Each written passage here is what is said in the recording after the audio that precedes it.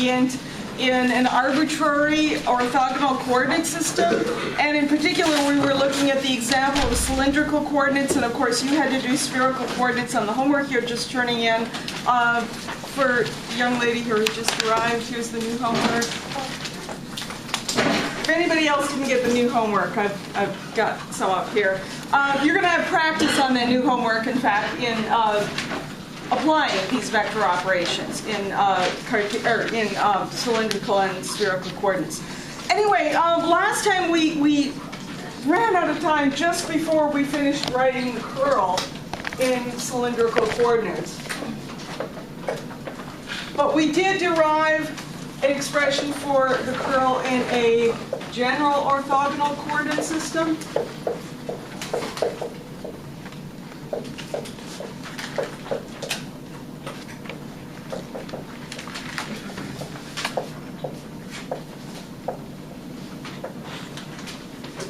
So the curl of some vector field V, we found it by doing the determinant of a matrix. First of all, out in front of the determinant is 1 over the product of all three scale factors, h1 through h3, and then that gets multiplied by the determinant of matrix that we construct by putting across the first row each of the unit vectors x1, x2, and x3, each one multiplied by its corresponding scale factor. Across the second row, we put the partial derivatives with respect to our three coordinates, x1, x2, and x3. And across the third row, we put the various components of V, the first, second, and third components, again, each multiplied by the appropriate scale factor. With the understanding that when we take the derivative, for example, one of the things we do when we take the derivative is we go down this diagonal like this, and we multiply, quote unquote, those three elements together. The understanding in this case is that instead of just multiplying, of course, that this derivative operator will operate on the quantity in the third row. Okay? So anyway, for cylindrical coordinates,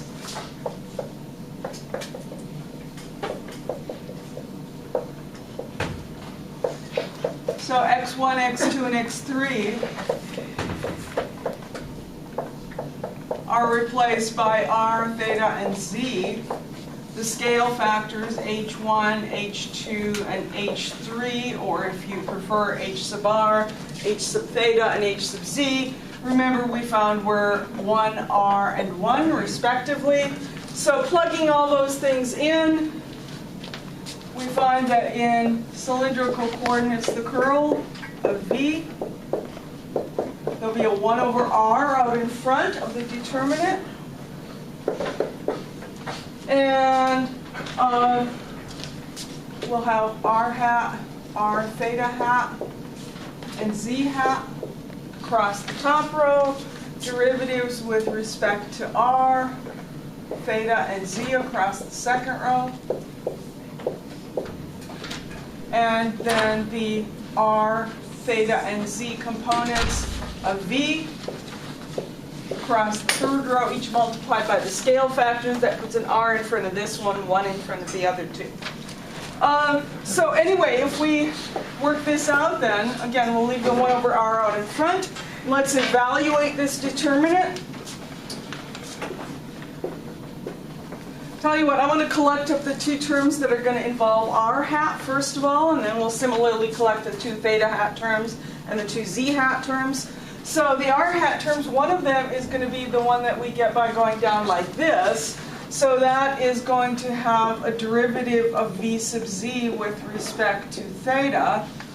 And then the other term involving r hat is the one, and it has a minus sign in front of it, that we get by going like this and then picking up the corner there. So that one will have, again, a minus sign in front of it, and it involves the derivative with respect to z of r times v sub theta. Okay, so those are the r hat terms. Similarly, let's do the theta hat terms. I'll write the 1 over r in front of each term separately. rather than putting another set of parentheses in. Whoops, I'm sorry. And this one has not just a theta hat, but an r theta hat. Right? Because there's an r multiplying that theta hat. So, and that of course will cancel with the 1 over r. So anyway, the positive term, the term with the plus sign in front of it, is the one where we go from upper left to lower right. So that's going to be this term right here. That's going to be a derivative with respect to z, operating on v sub r. And then the other term with the minus sign is the one that we get from going this way. So in that one, d sub derivative with respect to r is operating on v sub z. And then finally, the terms involving z hat unit vector, with a plus sign, we've got this one right here. So that's a derivative with respect to r, operating on r times v sub theta. And then the other term with the minus sign is the one that we get by going down this way. So that's a derivative with respect to theta of v sub r.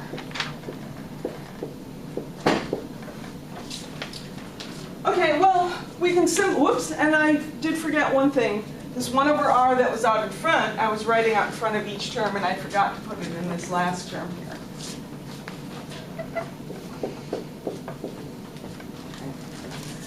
Okay, so anyway, we can simplify this a little bit. So our final result for the curl of V in cylindrical coordinates.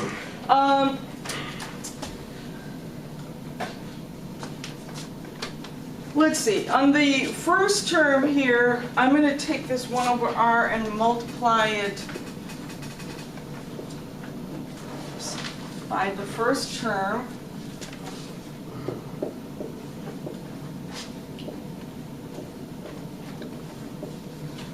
Okay, I'll put the r hat after the parentheses. And in this term,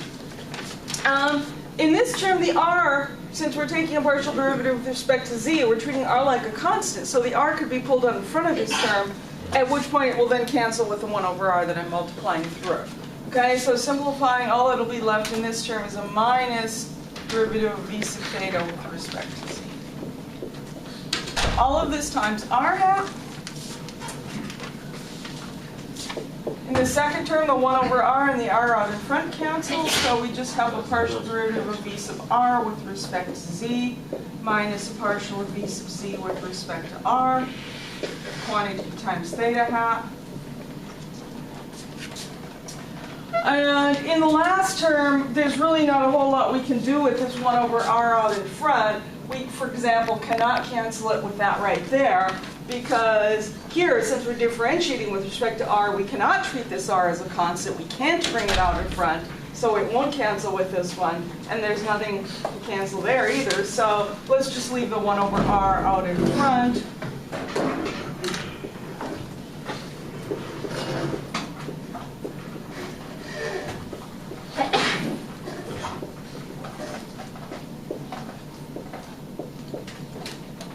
Okay? So anyway, here is our final result then for the curl in cylindrical coordinates. Now you see some of the same kind of structure you saw for the curl in Cartesian coordinates. In other words, the r component involves derivatives with respect to the other two variables, theta and z, and those derivatives are with respect, or are of, the z and theta components of v. And similarly for each of the other components. You see that same sort of symmetry between the three variables appearing. But, you know, based on your knowledge of the curl in Cartesian coordinates, where, for example, the x hat component, right, the coefficient of x hat was a derivative of v sub z with respect to y minus derivative of v sub y with respect to z. Based on that sort of thing, you might have made a guess as to the curl in cylindrical coordinates, but you would have left out, for example, the 1 over r here, and the 1 over r here, and the r right there, if you had done that, right? So once again, you have to work, you have to use this more complicated expression right here. And again, this is the result. So again, hopefully you did the spherical case in your homework. I know I promised you on the homework that I would give you a handout sheet that lists the gradient, Laplacian, curl, and divergence in the three major coordinate systems, Cartesian, cylindrical, and spherical. I'm trying to find one that uses the same notation as our book and has those all in one place. I have a list, but it uses different notation. So I may have to type up my own, and I just haven't had the time to do that yet. But I will get that to you. And like I told you last time, I'll make that available to you on exams and things. Okay, so you'll have it. That was my question. Okay. So we can, it'll be that plus our... So that plus your cheat sheet. Okay. Yeah. Okay, so anyway, remember that we jumped into Chapter 10 and we did two sections, Sections 8 and 9 of Chapter 10, that covered these other coordinate systems. At this point now, we're done with that. We're going to jump back to Chapter 6, okay, right where we left off before we jumped ahead to Chapter 10. So let's think about work again. Okay.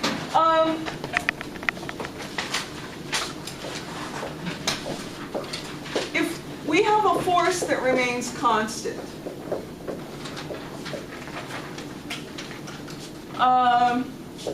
then the work done by that force is the dot product of a force and a displacement. So I'm using R here to designate a displacement. Right, this is the familiar expression for work you used back in Physics 221. The problem is, of course, not all forces are constant. Right? Some forces change as a function of time, as a function of the position of the object, or perhaps even as a function of the velocity of an object. Right? So there could be a force that isn't constant. So for a non-constant force,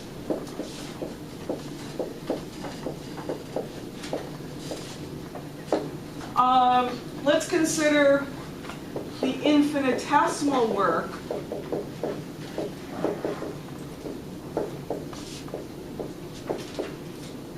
I'll call it dW, and I'm going to put a slash across the D sign. And for right now, I'm not going to explain what that's all about, but we'll get to that in a few minutes. Okay, I'll explain why I'm doing that.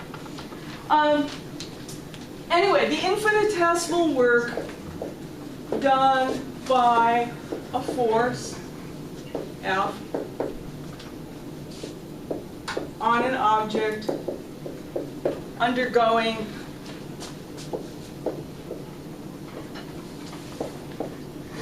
an infinitesimal displacement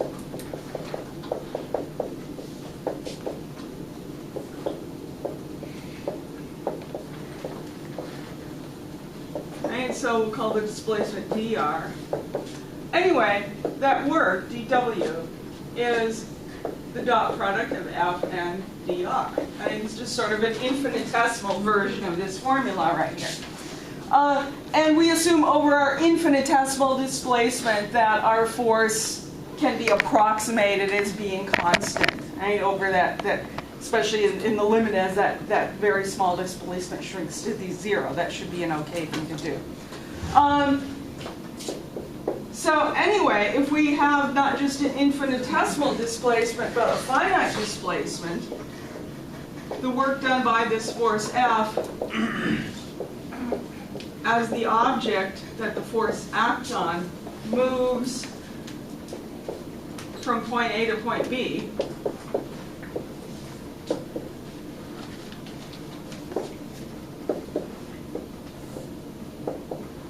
we get that work W by integrating the dW we had up here. So that's substituting for dW, the integral of F dot dr, and we'll put limits reflecting our starting point and our ending point, A and B. Okay? So, an integral like this, by the way, is called a line integral. Okay? In a line integral, we have a dot product of something and an infinitesimal displacement vector in the integrand. And it's a line integral because we follow some kind of path to get from point A to point B. Then the line refers to that path. Okay? So in general,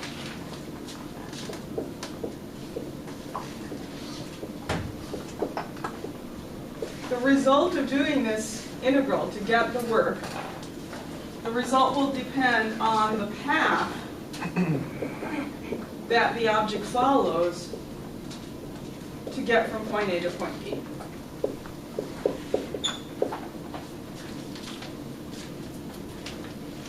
Well, you probably remember this from Physics 221, but sometimes the result of the work depends on the path, and sometimes it actually doesn't.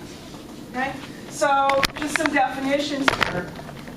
If, remember this mathematical word, right? IFF, it means if and only if. So, if and only if the work as this line integral of f dot dr from A to B, if this depends on the path that we follow to get from A to B,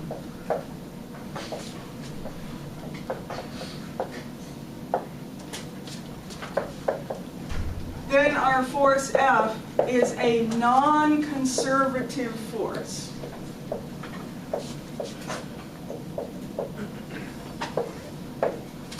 Okay, and in contrast, if and only if the work as this line integral of f dot dr, if the result of this does not depend on the path,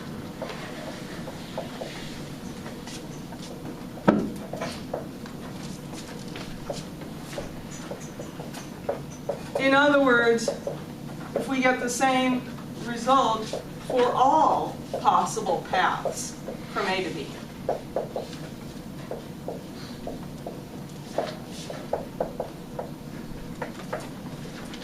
Then our force is a conservative force.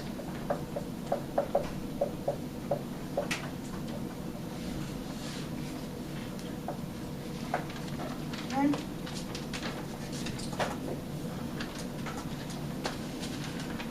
Okay, and we'll get back to why I'm using this symbol here in a moment. But remember I put this slash on the dw?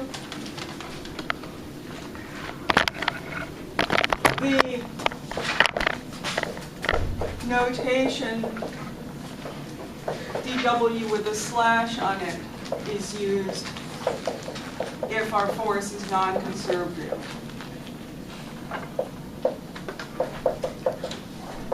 And we'll get back to what this means in a moment, but this means that dw is an inexact differential.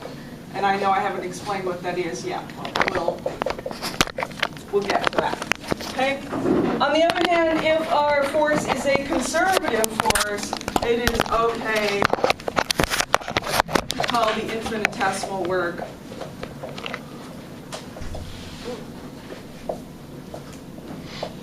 dw without a slash.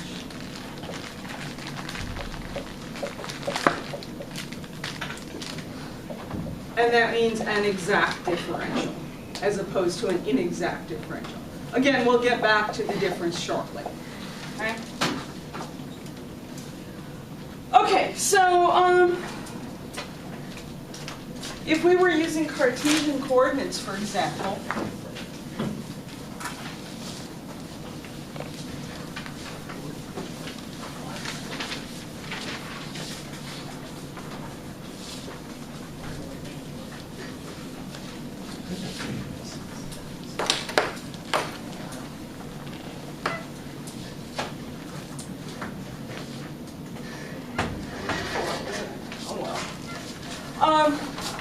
so if we use Cartesian coordinates,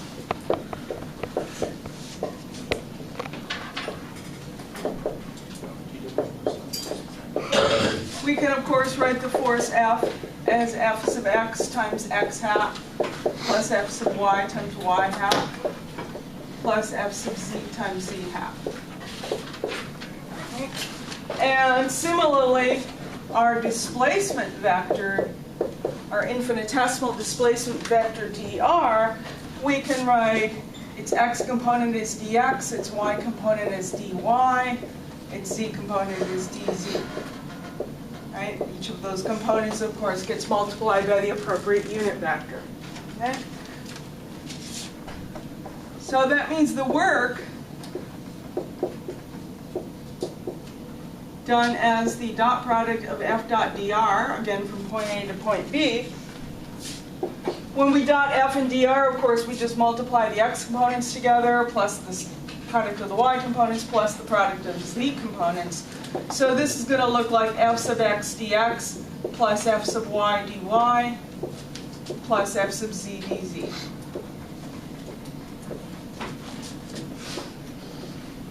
Again, from point A to point B. Okay? So let's do some examples of line integrals like this. Okay?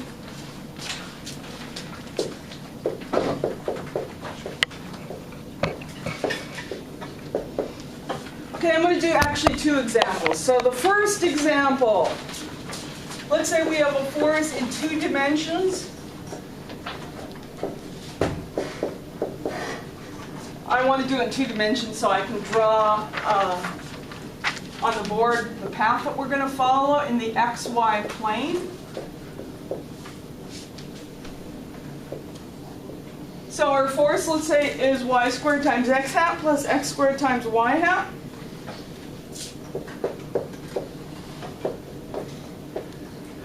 So that means that our work done, right, using this expression right here, right, f sub x is y squared, so y squared x plus x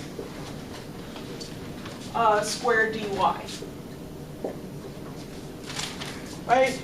F sub y is the coefficient of y hat, so that's x squared. So this is x squared dy, and of course f sub z is 0. So our work is given by this, this integral, and let's say that we want to find this for 3 paths that I'm going to describe here and draw on a graph for you in a minute. We'll call them paths A, B, and C, and all of them start at the origin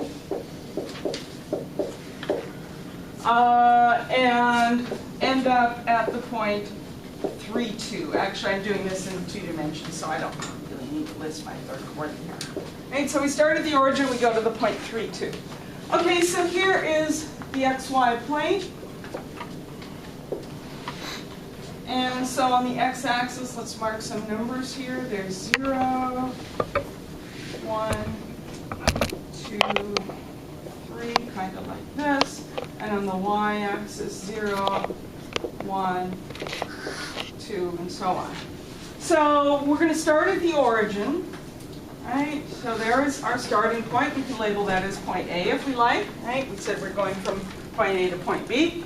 And point B is x equals 3, y equals 2, so that's about right here. And to get from point A to point B, let's think about these 3 different paths. So path A, I'll use lowercase a since I've already used a capital A and B to denote starting and ending points. So path A is a straight line path. Path B, instead, we follow the x-axis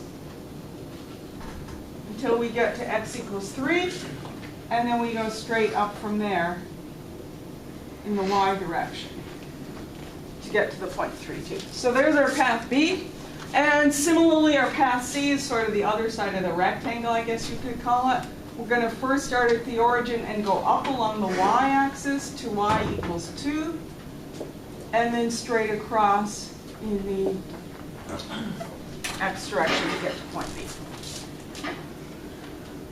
Okay, so let's find the work done for all 3 of those paths.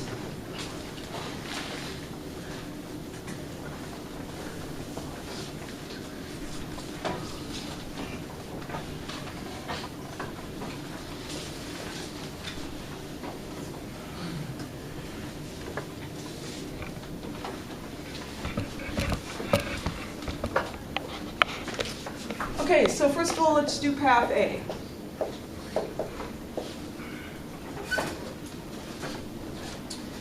Okay, so first of all, for path A, we're following this straight line. First thing we need to do is find the equation of that straight line. Okay? We know that the equation of the straight line can be written in the form y equals mx plus b, where m is the slope and b is the intercept. We just have to figure out what m and b are. Well, clearly the intercept is 0, right? Because we go through the origin.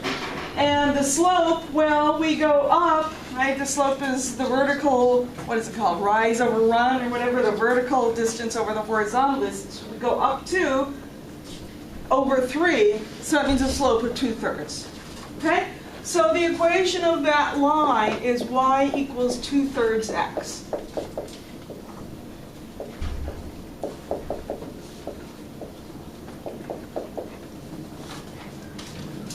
Okay, well, if y is equal to 2/3 x, we can take the total differential of both sides of this equation. In other words, y is replaced by dy, x is replaced by dx.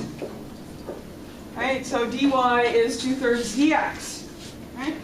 So anyway, then the work done, and I'm going to put subscript A to say that this is for path A, because the work might be different for paths A, B, and C. Right? We don't know yet because we haven't finished finding them all. So at least for path A, the work done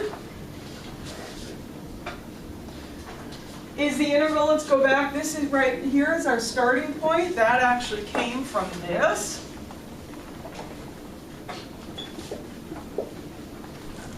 Right, we're using Cartesian coordinates, so again we wrote the force like this, the displacement like this, this line integral then becomes this, and now here for the force we've substituted in f sub x equals y squared and f sub y equals x squared to get this right here.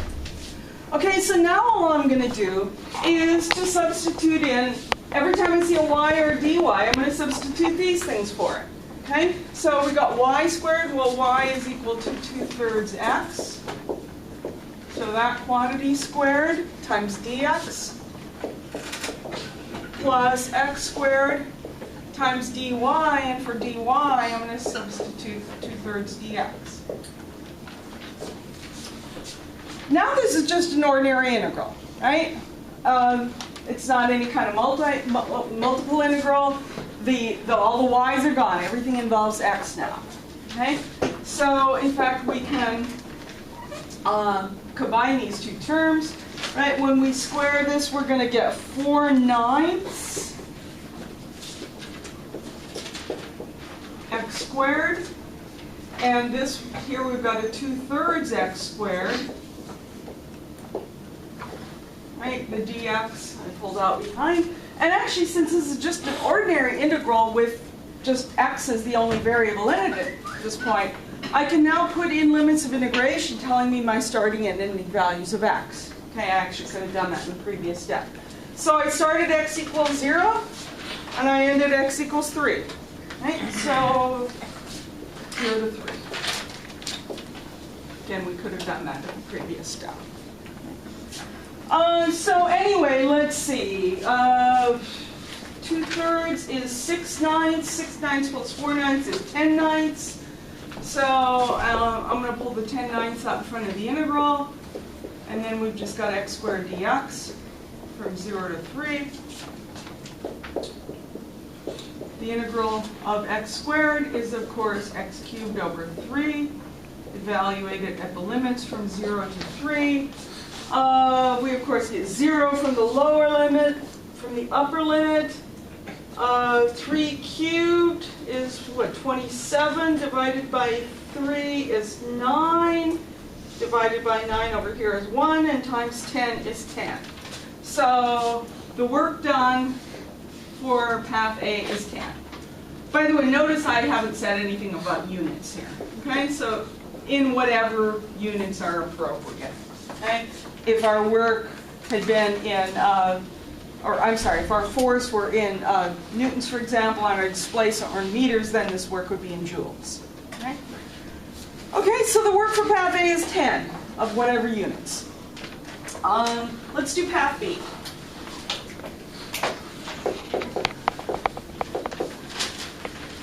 Path B consists of two separate legs, right? This first leg and then this second leg. we need to figure out the work for those separately. And then the work for path B, I'll call that W sub B, is going to be the work for the first step, I'll call it WB1, plus the work for the second step, WB2. Okay, so for the first step,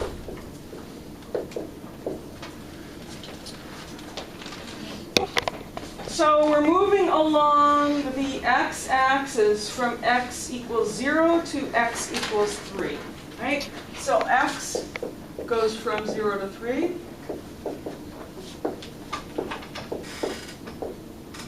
But as we're moving along the x-axis like that, y isn't changing. Y is remaining fixed at a value y equals 0, right? And if y is fixed, then dy is 0 also, okay? Even if y had been some other value, it doesn't have to be 0, but if it had been some constant fixed value, dy is 0, right? dy is basically a change in y. There is no change in y. Y is remaining constant. Okay, so WB1, the work done for step 1. Again, we're going back, this is our thing we're going back to for this example, right? This is, again, f.dr with the appropriate components of f as given here plugged into it. So we're going to simply evaluate this when both y is 0, it's going to make the first term 0, and dy is 0, that's going to make the second term 0. Okay? So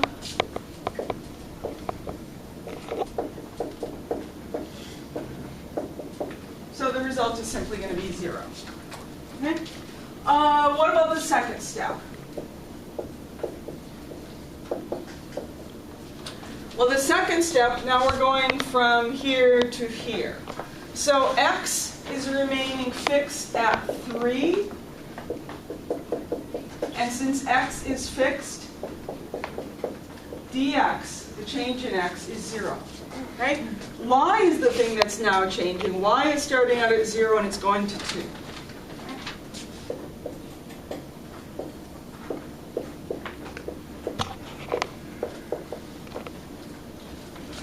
So the work for step 2 of path B, WB2, again, our general expression that we're starting with for this problem is y squared x plus x squared dy. Dx is 0, however, so that term's gone. Right? And in this term, we can plug in x equals 3, since x remains fixed at that value, so that means a 9, which of course can be pulled out in front of the integral. And now we're integrating over y, so our limits should be our starting and ending values of y, 0 to 2. Okay, so the integral of dy is, of course, y. We evaluate it at the limits of integration. We're going to get 18, right? So the work done for for path B is, again, the sum of WB1 and WB2. WB1 was 0. WB2 was 18, so the total is 18. Again, in whatever units.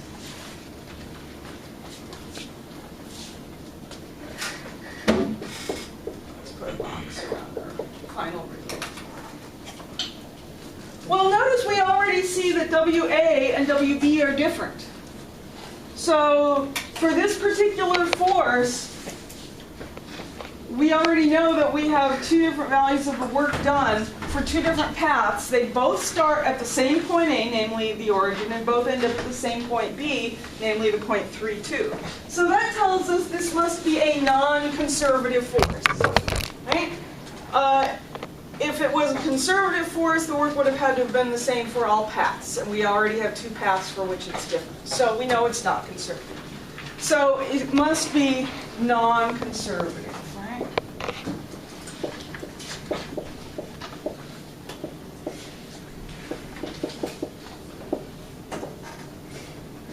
Okay, even though we've already concluded that, let's do path C anyway, just to give you a little more practice with doing these line integrals.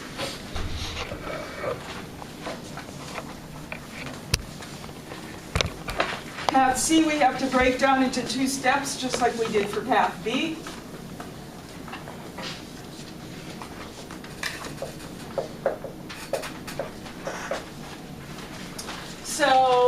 first step,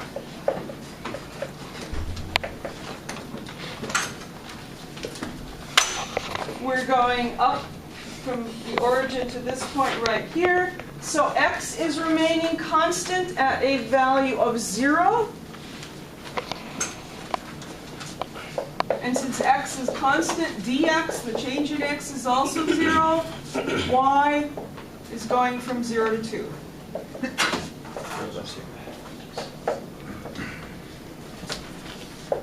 So WC1, the work for the first step of path C. Again, our f dot dr integral in this case gave us y squared dx plus x squared dy. So we plug in x equals 0 into this term, and dx equals 0 into that term. Makes both terms 0, so WC1 is 0. The second step, now we're going from here to here. Y is remaining fixed at a value of 2.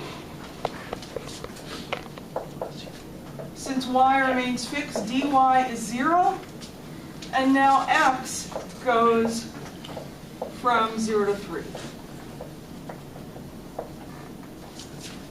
So our WC2, our work done for step 2, again, it's the integral of y squared dx plus x squared dy.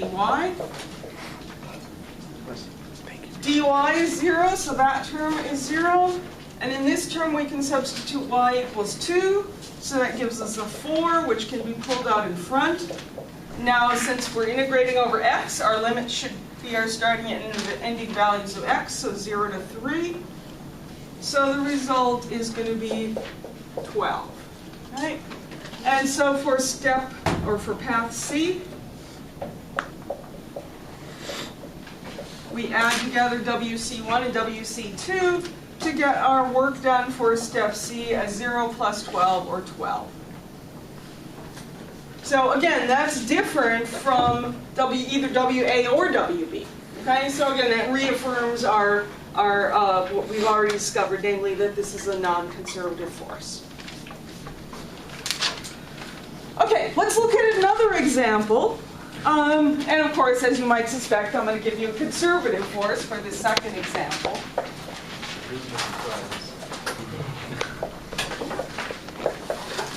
Okay, so a different force. This force, instead of being, right, this one here was y squared x hat plus x squared y hat. Let's drop the squares and just do y times x hat plus x times y hat.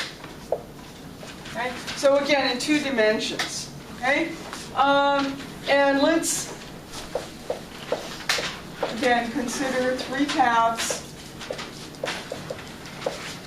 Call them A, B, and C.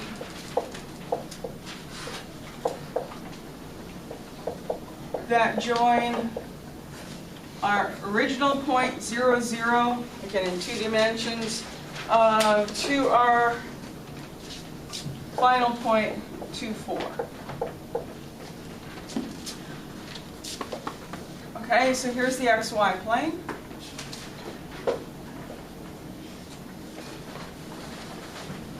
Zero, 1, 2, 3. Let's put it a little bit taller.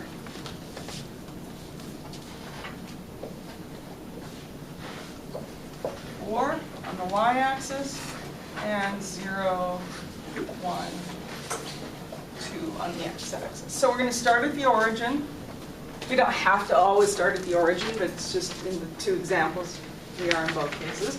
And so the point 2, 4 is right about here. So there's our point A and our point B.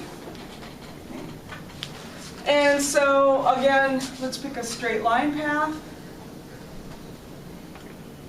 as path A. Path B, I'm going to pick a curved path. I'll describe it more when we get to path B, but let's say that's a portion of a parabola, okay? And path C is one of these 2-step paths like in the previous example.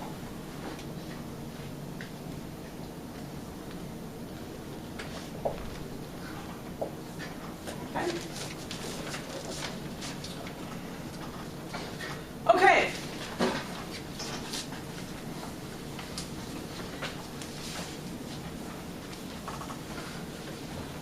Well, again, the work done is the integral of f sub x dx plus f sub y dy. Right? That's what f dot r or f dot dr turned into in Cartesian coordinates. And if we plug in for f sub x and f sub x is y.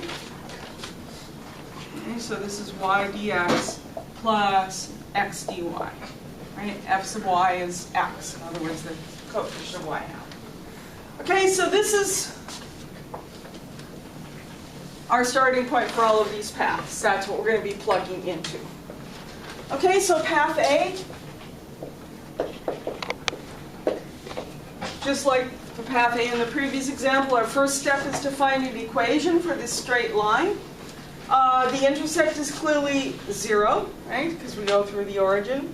And the slope, well, we go up 4 and over 2, so the slope is 4 divided by 2, or in other words, 2. So the equation of the line is y equals 2x. And that means dy is 2 dx, taking the differential of both sides. So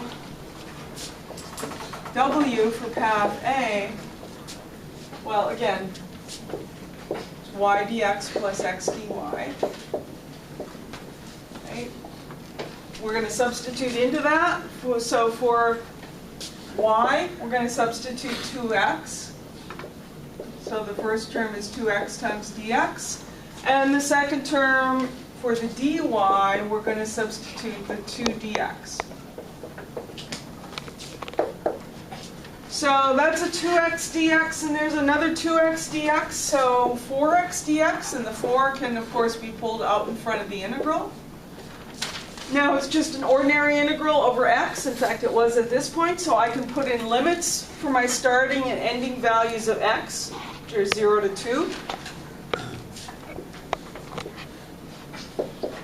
So we got a 4 out in front. The integral of x dx gives us x squared over 2, evaluated at the limits from 0 to 2. So let's see, at the upper limit we'd have 4 divided by 2 is 2 times 4 is 8. Okay, so the work done for path A is 8 of whatever units. Uh-huh. Could we do this the same way by going about the y? So plugging instead of plugging in? Yeah. Okay. Just to get that idea simpler. Yeah, at this stage right here, right, I use these here to substitute for y and dy. I could have just as well written x as y over 2 and dx as dy over 2 and substituted for x and dx and got written everything in terms of y. And then if I had done it that way, my limits would have to be from 0 to 4. Yeah. Right? No need to answer. But I should get the same answer that way. In this simple example, it doesn't matter, but if the function's more complicated, it might be easier to do one. Right, right. One or the other might be easier.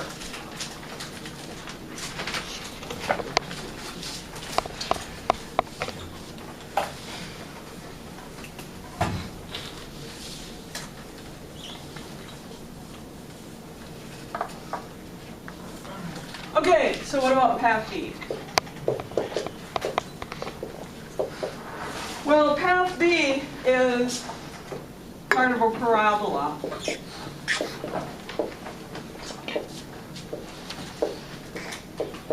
It's the parabola y equals x squared. Okay? And now there's no way that I would expect you to know that just from looking at the sketch. Okay? You would have to be told what that was the equation of. Okay, if it's something that's not obvious. Okay?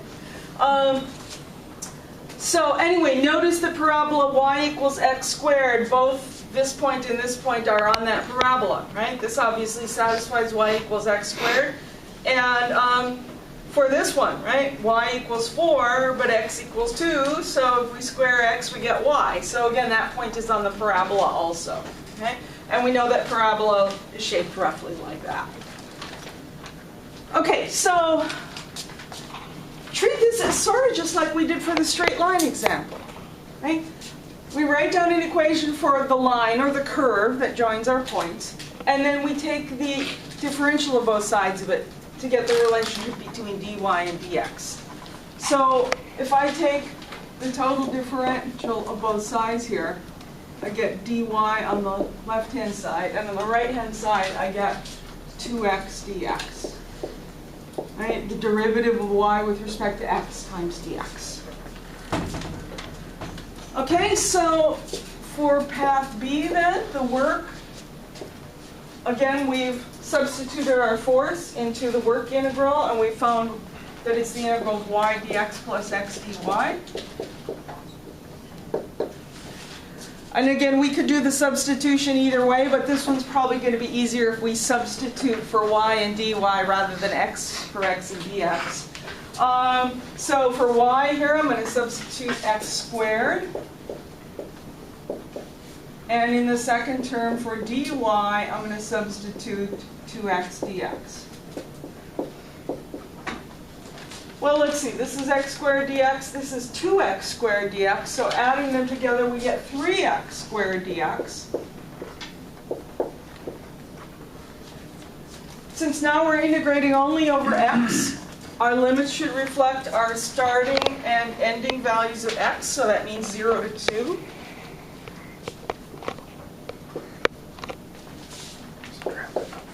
Okay, so the integral of x squared dx is x cubed over 3. Of course, the 3 cancels with the 3 out in front. So we simply get 2 cubed or 8. So w sub b is equal to 8. Notice that's the same as WA. That suggests, but does not prove, that this is a conservative force. Okay? This force, if this force is conservative, it means that all possible paths from this point to this point, the work will be the same for all of them. Just showing that 2 of them have the same answer for the work doesn't prove that all possible paths have that same work. It suggests that maybe that's the case, but it doesn't prove it. Okay? There's an infinite amount of paths. So do you mean that paths that we're told? All paths. Okay? So, in other words, if I'm saying a force is conservative, that means that if this is by point A and this is by point B, not only that path and that path, but also this path. Okay? The work will be the same for all of them. Yeah. Okay? Now, it is possible to have a non-conservative force, in other words, a case where the work won't be the same for all of those paths, but where there are 2 paths, just by coincidence, the work will be the same for. Okay? And so that's why I'm saying at this point, we have not proven that this force is conservative. Because the fact that WA and WB agree could just be a coincidence. Okay? But we at least might think it's conservative at this point. And we'll talk in a minute about how we prove whether it is or not, because there is, of course, a way of proving it. Okay? But first, let's finish path C. Okay?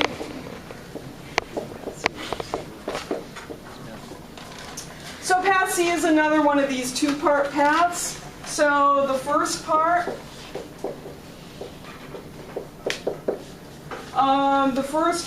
we're keeping y fixed at a value of 0.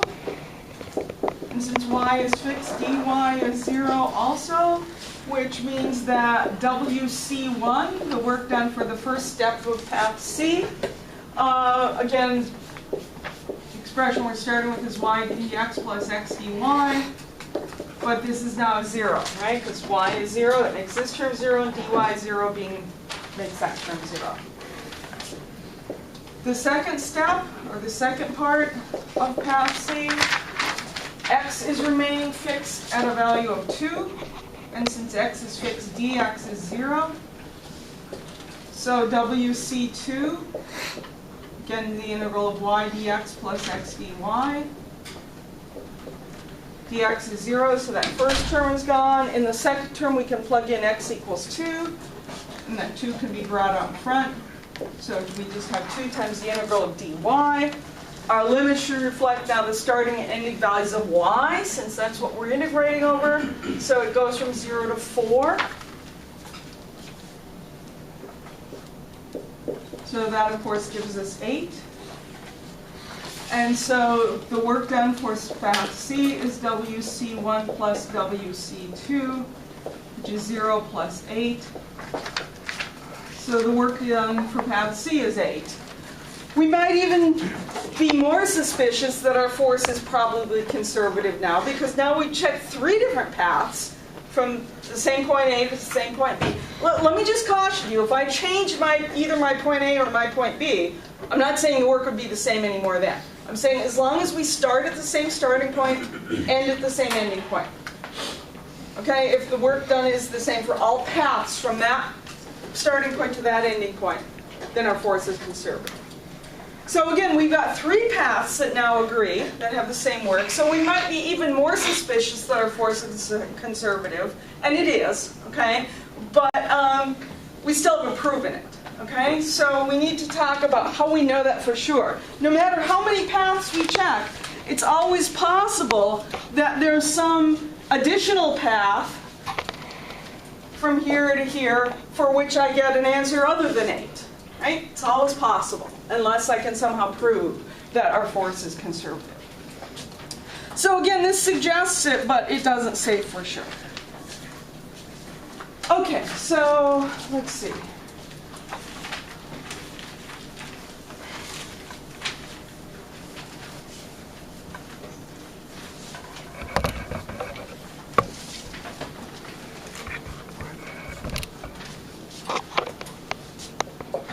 This is another if and only if statement. Okay, so if and only if a force F is conservative,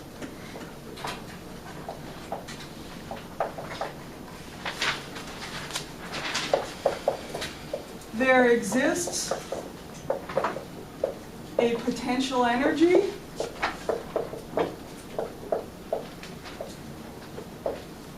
call it U, associated with that force.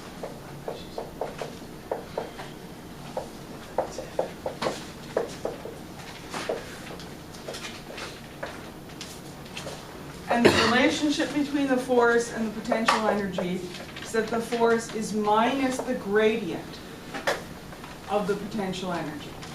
Okay? So, from your introductory physics sequence, I'm sure you remember examples of conservative forces with their associated potential energies. For example, gravity is a conservative force, so there's such a thing as gravitational potential energy. The restoring force of a spring is a conservative force, so there's a potential energy stored, right? Potential energy is sort of stored energy.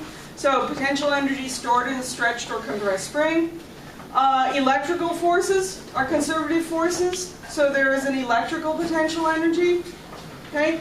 But friction, for example, is not a conservative force, so there's no such thing as a potential energy associated with friction.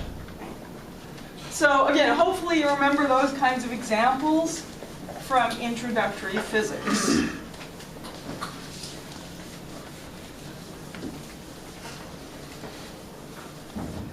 Okay, so this means in Cartesian coordinates,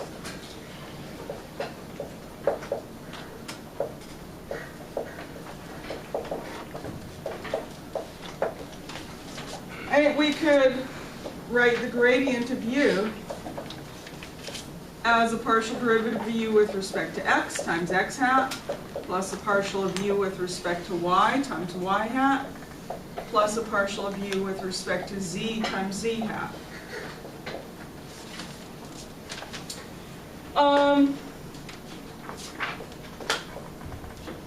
So that means the force, right, is minus the gradient, so it's minus du dx times x hat minus du dy times y hat minus du dz times z hat.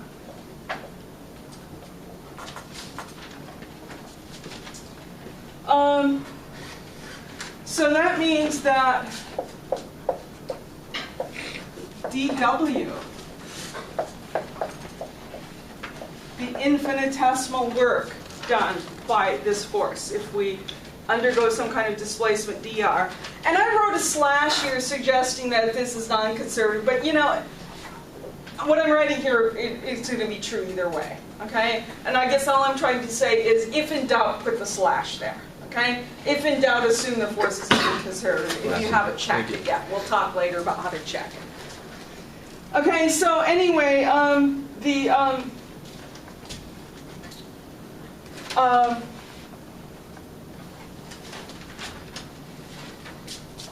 this will be minus the gradient of u dotted into dr, right? Because F is minus the gradient of u.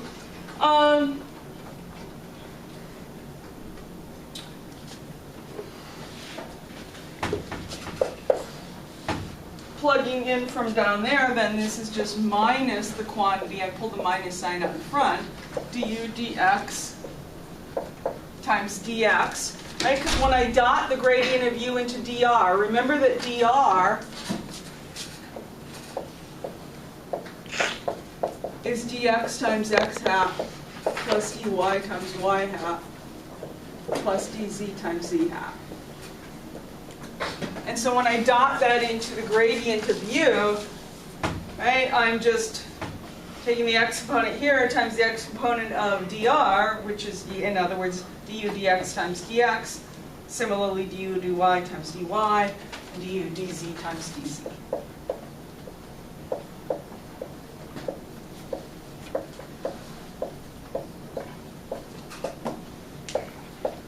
Right, just minus that whole thing. Well, this quantity in parentheses, notice that this is just the total differential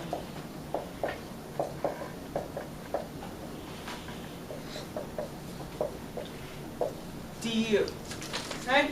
I should clarify here that in Cartesian coordinates, u is a function of 3 variables, right? X, y, and z. And so, if there's some change in x, and or some change in y, and or some change in z, right? If they change by amounts dx, dy, and dz respectively, the change in u, just as a mathematical statement, is given by the quantity in parentheses here, right? You differentiate u with respect to each of the 3 variables that depends on it, partial derivative, of course, times d, that variable. Right? So partial of u with respect to x times dx and so on. So, except for the minus sign out in front, this is just equal to du. So in other words, dw is minus du. Right?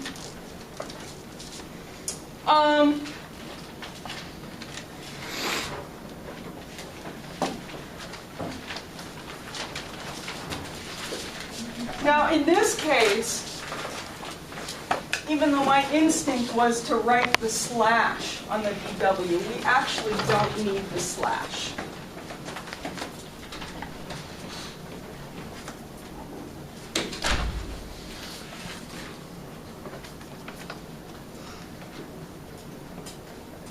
Without the slash, this dw is what's called an exact differential. And basically, we know it must be an exact differential because it is equal to something else that is an exact differential, right? du, or minus du anyway. I'll have some more to say in a few minutes when we talk about a non-conservative force as to what's different about that. But in this case, we know that our force is conservative because we're talking, right? We're writing things in terms of u. We're assuming that u exists, and u wouldn't exist if our force weren't conservative. So perhaps I should say here, for a conservative force. I like existing. I like to exist. In Cartesian coordinates, right? Because we're assuming u exists by writing down all of these functions of it. So anyway, then w, right, which is the integral of dw, well, dw we said is minus du, so we can put in our du there. So again, let's say if we go from A to B, right, our object moves from point A to point B, then we can put limits of integration of A and B respectively, and basically then this means, right, the integral of du is u, and when we evaluate it at those endpoints, we'll just get ub minus ua. Of course, there's a minus sign out in front because of the minus sign that was out there. Or in other words, ua minus ub. Okay, so perhaps we could call this minus delta u. So delta u stands for ub minus ua, or in other words, a u final minus u initial. Okay? We're going from point A to point B, so we started at point A as our initial situation, we end up at point B as our final situation. So we usually use the symbol delta something to refer to a change in something, right? Final minus initial value. So this is the change in potential energy. And of course, since our force is conservative,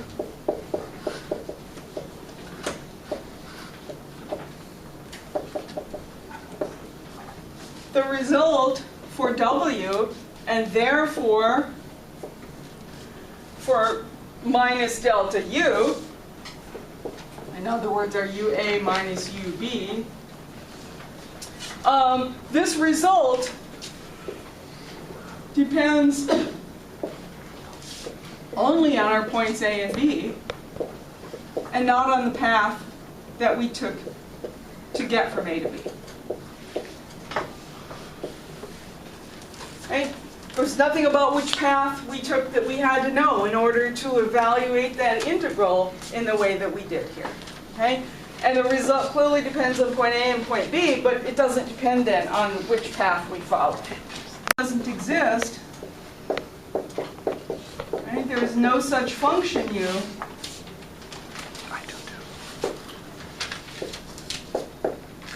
dW as the dot product of F and dr then is an inexact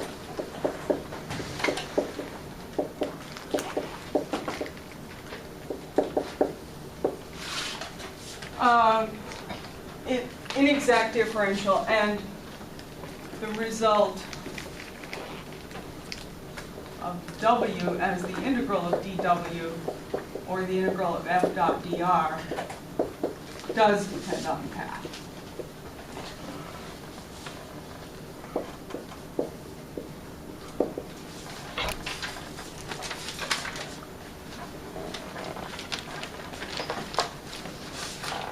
Okay, well, I told you there was a way of proving whether a force was conservative or not. So let's see if we can figure out what that is.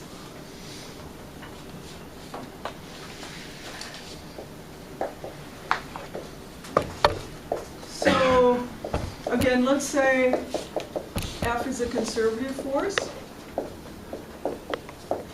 So that means the potential energy exists. There is such a function. Okay? And, you know, it's very rare in physics that we encounter a force that is pathological in a mathematical sense. In other words, most functions, not just forces, but all functions, forces and other things too, are generally continuous functions. Okay, that's usually a safe assumption. And so that means that the mixed partials of u are equal. In other words, a second derivative of u, remember u is a function of three variables, x, y, and z. So let's take one derivative with respect to one with respect to x, one with respect to y. What I'm saying here, it doesn't matter what order we do those in. Okay?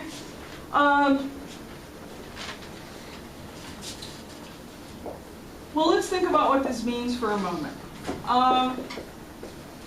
F is minus the gradient of u.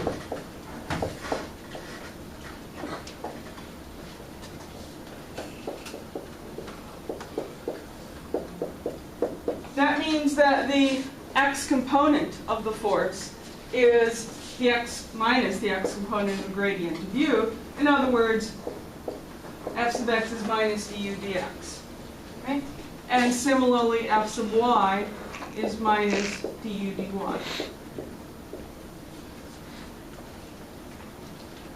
So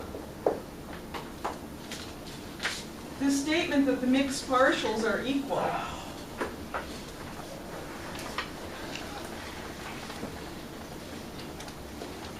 to make this a little more explicit, it means that if I take the derivative of u with respect to y first and then differentiate with respect to x, putting parentheses like this to clarify really which one is done first, unambiguously. Because if you're like me, I never remember whether this means that one's done first or that one's done first. But if you write it with the parentheses, it's unambiguous. Okay? Well, du dy is minus f sub y. So this first term is minus the derivative with respect to x of f sub y. And this term, well, du dx is minus f sub x, so this is minus the derivative of f sub x with respect to y. And of course, we could get rid of the minus signs on both sides. So this tells us the derivative of f sub y with respect to x is equal to the derivative of f sub x with respect to y. Okay? Well, similarly, we could look at other mixed partials, right? These were mixed partials with respect to x and y, but we could look at the case where one derivative is with respect to y and the others are with respect to z.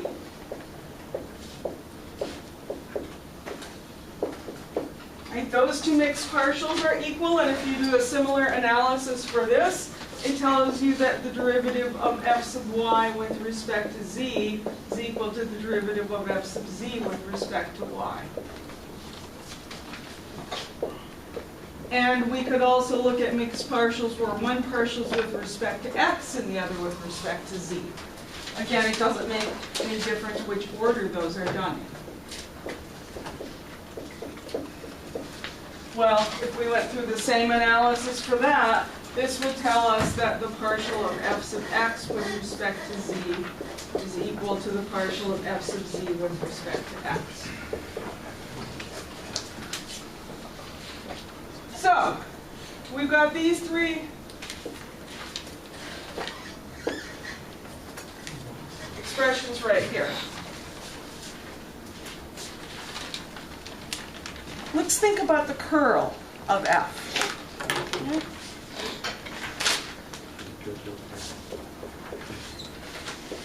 The curl of f.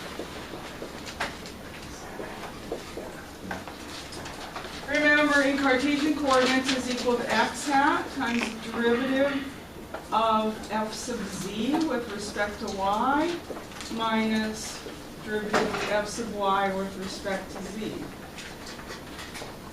plus y hat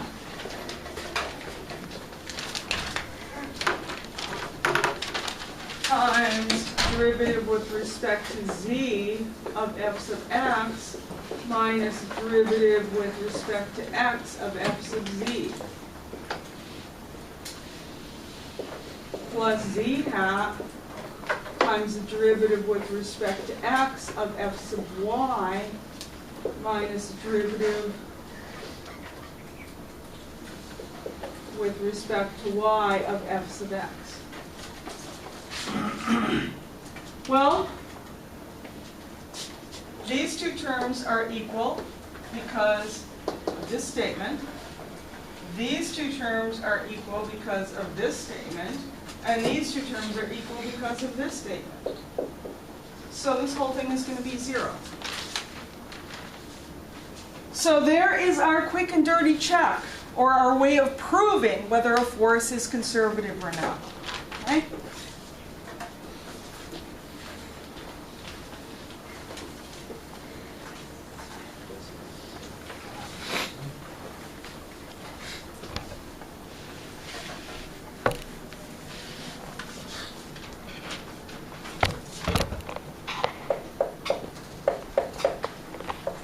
Take the curl of the force. If you get 0, the force is conservative. if the curl is non-zero, the force is non-conservative.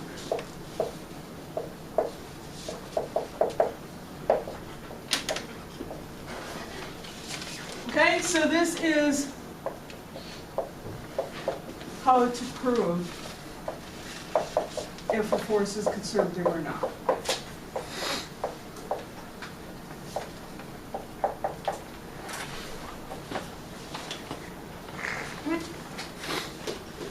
So let's double check the forces we used in our two examples earlier. Okay?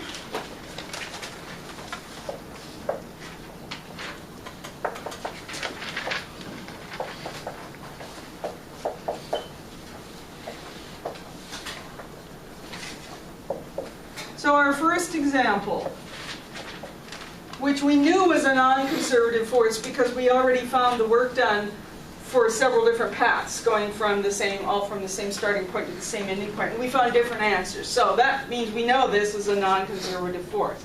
But remember, the force was y squared times x hat plus x squared times y hat.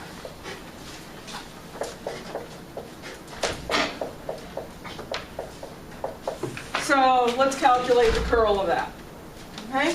So we have x hat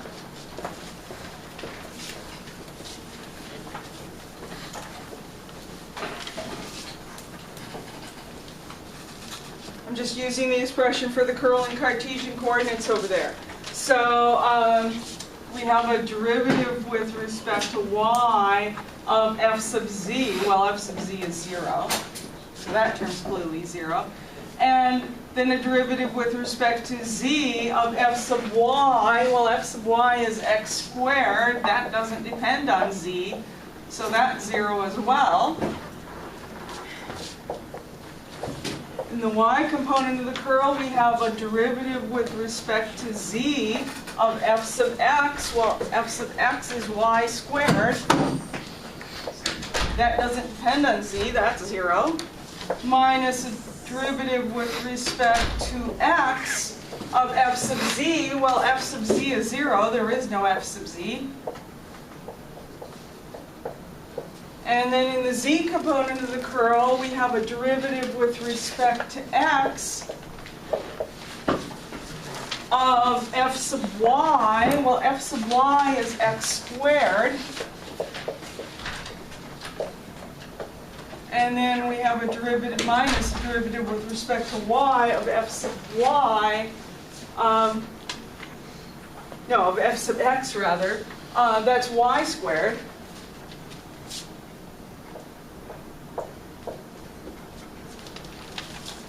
Okay, so the curl of f, the x and y components are both 0, but in the z component, and the derivative of x squared with respect to x, that's going to give us 2x, minus derivative of y squared with respect to y, that's 2y. So 2x minus 2y, all times z hat.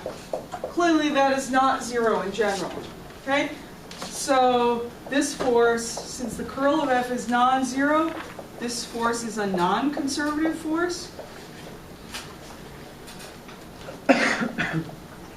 We again knew that because the line integrals that we did for the work turned out differently for the different paths, even though they started and ended at the same points. What about our second example? Our second example was the one we suspected was conservative, but we weren't sure. So f was equal to y x hat plus xy hat in our second example. So let's calculate the curl of that.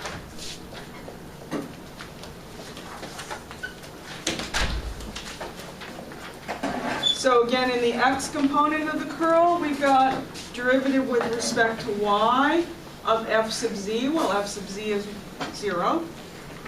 Minus derivative with respect to z of f sub y. F sub y is equal to x. Plus y hat times the derivative with respect to z of f sub x. F sub x is y. Minus the derivative with respect to y of f sub z, which is 0. plus z hat times derivative with respect to x of f sub y. F sub y is x. Minus the derivative with respect to y of f sub x. F sub x is y. Okay, so that term is 0, and this term is 0 because f sub z is 0. This term is 0 because x doesn't depend on z. That term's 0 because y doesn't depend on z. In this term, the derivative of x with respect to x is 1, but the derivative of y with respect to y is also 1, so we have a 1 minus 1 there, and so we get a 0 as a result. Okay, so the curl of this force is 0, and so that means this force is conservative. Again, we suspected that because we'd gotten the same answer for all those line integrals, but that didn't prove it. This does prove it. Okay, you know, there's another way of, the reason that we showed that a conservative force means the curl is 0, we made this argument right here, right, that the mixed partials are equal, and that led us to this statement, and similarly the equality of other mixed partials led us to this and this, and then we looked at the expression for the curl in Cartesian coordinates, and we saw that because of those three conditions, all the components cancel. There's actually another way we could have seen this also. Okay?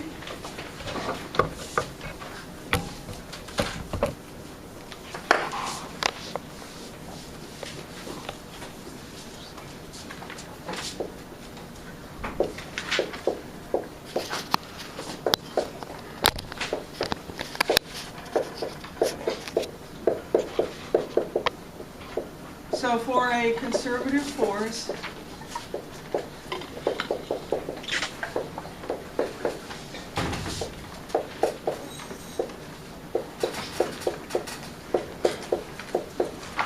so for a conservative force, we know that that force is minus the gradient of a potential energy. So let's just substitute in the curl of F minus the gradient of U for F. Well, of course, that minus sign can be brought out in front.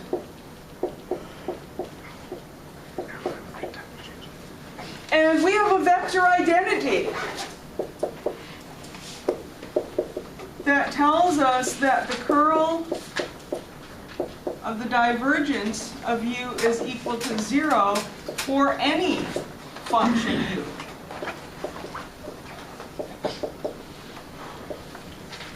Okay? Our vector identity says that the curl of a gradient is always 0, no matter what function it operates on. So in other words, if there is such a thing as the function U, if there is such a thing as a potential energy, which is again a definition of a conservative force, then we are guaranteed by this vector identity that when we take the curl of F, we'll get 0. Okay? So that's even maybe an easier way of showing it than what we did over here. This way here, you might think, well, maybe this is just dependent on using Cartesian coordinates. But it's not. It's actually true in any coordinate system. And this is perhaps the most general and simple way of proving it. Okay? Okay, a couple more facts about conservative forces.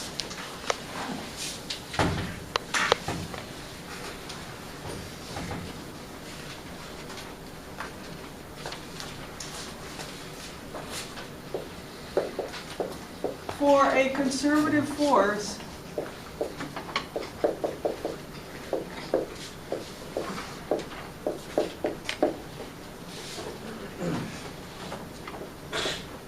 the work done, we follow around a path like this, and we return to a point B, which is the same as our point A. Okay, that's what I mean by a closed path. So let me prove this to you. It's actually very easy to prove.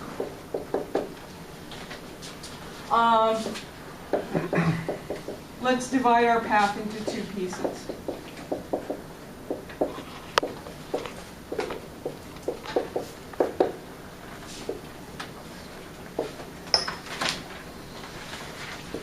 So maybe we start there, we go around like this, back to our starting point, And so let's call our starting point point A.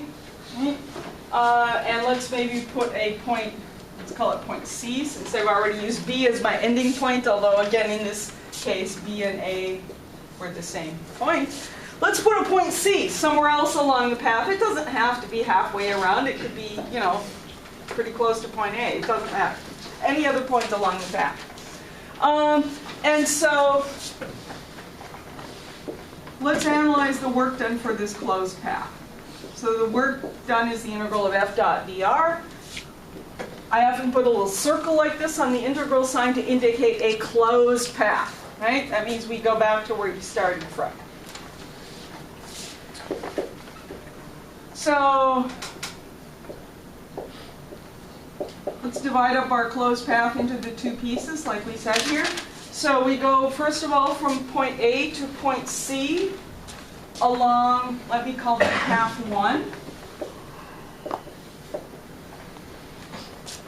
Plus the rest of the path is we go from C back to point A along path 2.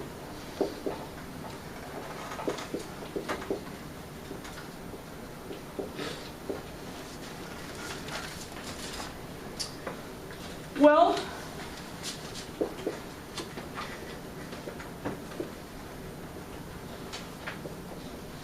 I'm going to leave that first integral just as is. But in the second integral, I'm going to swap my ending and final, initial and final points. In other words, instead of going from C to A, let's swap those limits and go from A to C, still along path 2. Except when I swap upper and lower limits, what do? I change the overall sign, right, of my result. So this will be the integral from A to C along path 1 minus integral from A to C along path 2. Well, our force is conservative, and that means it doesn't matter whether we use path 1 or path 2. Right? If we go from point A to point C along path 1 versus along path 2, the result is the same either way. So the one integral minus the other one is going to be give us 0, since those integrals are equal.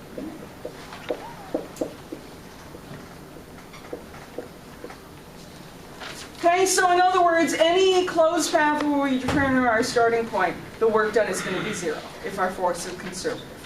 Okay? Okay, so just to kind of summarize what we've said today, there are a whole bunch of different statements that are all equivalent. Let me just make a list of them for you.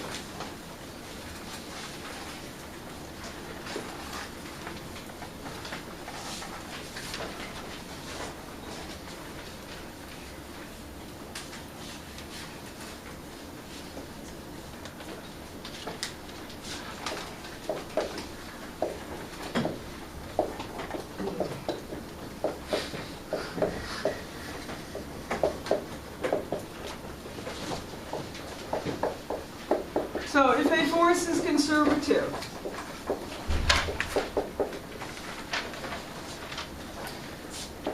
that means it can be written as minus the gradient of a potential energy. So this function u, the potential energy, exists and is continuous.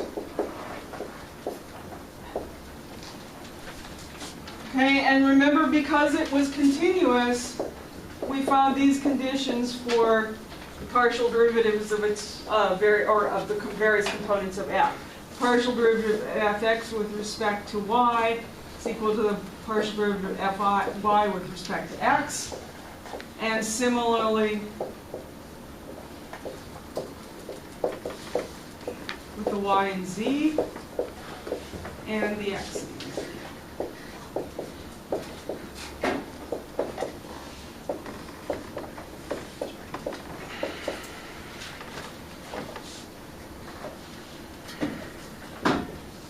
Okay, and the curl of f is 0 also, if our force is conservative. Okay? And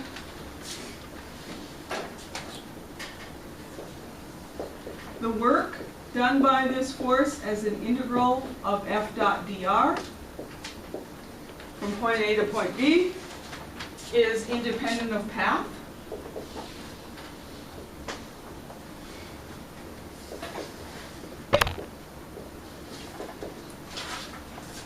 And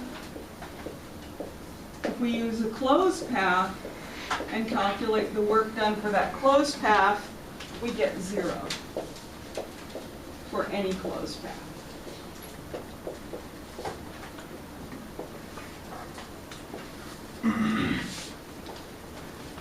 Okay, so, oh, and then I guess I can add 1 point. dW, which is then minus du, is an exact differential. Okay, so these are all equivalent statements. If any one of them is true, you know all of the others must be true also. Okay.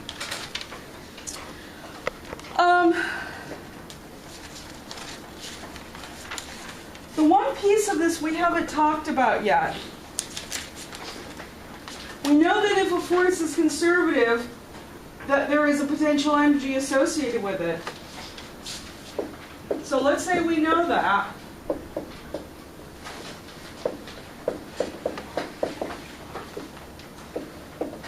So if we know a force is conservative, and again, the easiest way to check that is to check the curl of it and see if it's 0 or not. Okay? So let's say we've done that. We know a particular force is conservative. The question we want to know is, how do we find the potential energy associated with it? Okay, there wants to be some general procedure.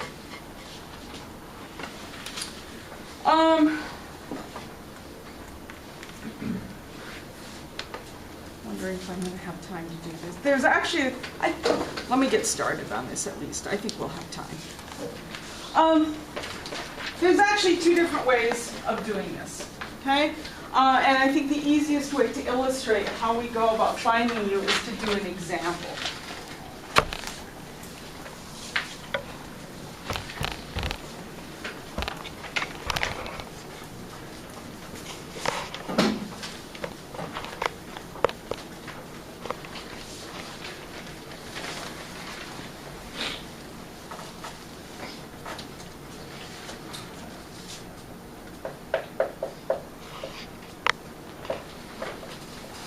Okay, so let's take this following force.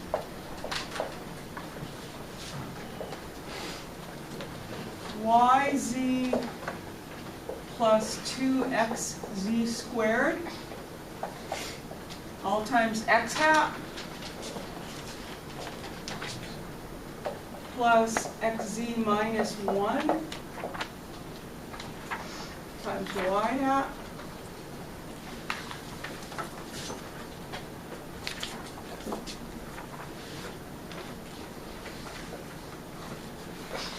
plus xy plus 2x squared z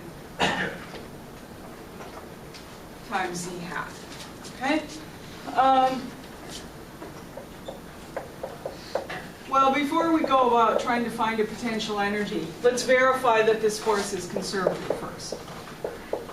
Because if it's not conservative, of course, there will not be such a thing as a potential energy. So the easiest way of checking that this is conservative or not is to take the curl. If the curl is 0, it's a conservative force. If not, it's not. Okay? So the curl,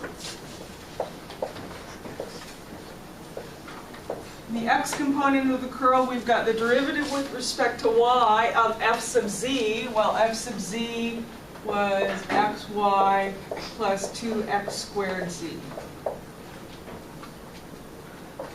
And we'll evaluate that in a minute. But then we've also got a derivative with respect to z of f sub y. F sub y is xz minus 1.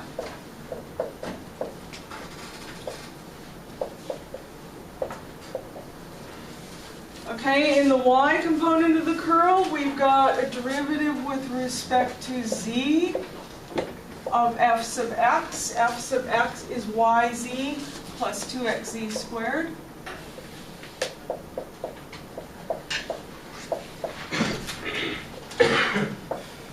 And then minus the derivative with respect to x of f sub z.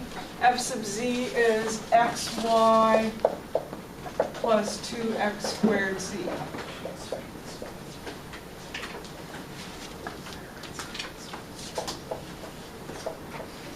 And then in the z component of the curl, we've got a derivative with respect to x of f sub y. F sub y is xz minus 1. And then we subtract a derivative with respect to y of f sub x, which is yz plus 2xz squared. 2x squared z. Or no, I'm sorry. I'm wrong. Oh, okay, this one is xz squared, this one is x squared z. Right? But it was this one I was using here, because it's the derivative of f sub x with respect to y. Okay, so let's work out these derivatives. So in this first one here, we're differentiating with respect to y. Of course, it's a partial derivative, so we treat everything else like a constant. So that gives us x, right? And nothing from the second term. This one, we are differentiating with respect to z. That gives us x also. So in the y component, we've got the derivative with respect to z of this quantity right here. That gives us y from the first term plus 4xz, right? Because the derivative of the z squared gives us a 2z, and the 2x comes along for a ride. And then from the second term, with a minus sign in front, we've got the derivative of this with respect to x. That's going to give us a y from the first term, plus a 4xz from the second term.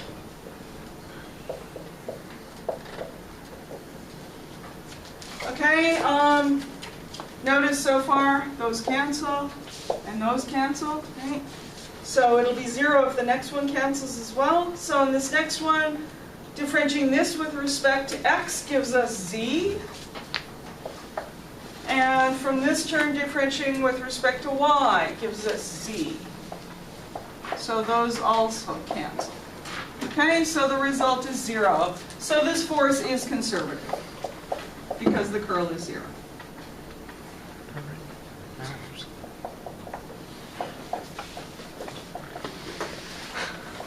So again, we want to find the potential energy. Okay?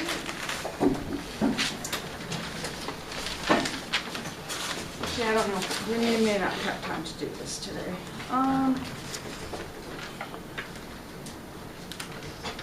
Yeah, let's wait till next time to do this. Okay? I left you out late last time, so compensate for ending a little early today. Okay, so next time for this example, we'll talk about 2 different ways actually that you can find the potential energy. And I think by looking at that example, that will illustrate the general technique.